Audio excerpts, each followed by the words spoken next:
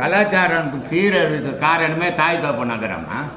எங்கள் பொண்ணுக்கு கல்யாணம் பண்ணேன். கல்யாணம் பண்ணுற வரைக்கும் இந்த மிடி கிடி புடி ஜட்டி டிராயரு இதெல்லாம் போட மாட்டாங்க.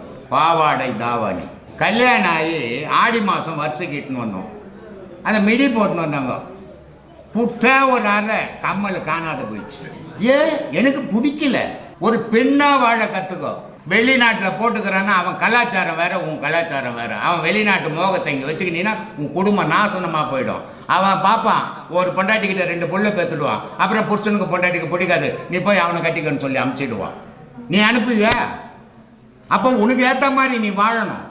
உன் குடும்பத்துக்கு ஏற்ற மாதிரி வாழணும். உன் கலாச்சாரத்துக்கு ஏற்ற மாதிரி வாழணும். கொடுத்தா ஒரு அரை கம்மெல்லாம் காணாத போச்சு. அன்றைக்கி அவுத்து போடும் மிடி இப்போ பாரு பேத்தி வந்துக்குது. இது வரையும் கட்டினது கிடையாது. ஆனால் ரொம்ப கம்ஃபர்டபுள் ஆகுதுங்க எங்கள் பொண்ணு போட்டுன்னு போகிறது. ரொம்ப நல்லா இருக்குதுங்க அப்படின்னு தாய் தகப்பன்னு சொல்கிறேன். அப்புறம் எதையும் கெட்டு போகுது.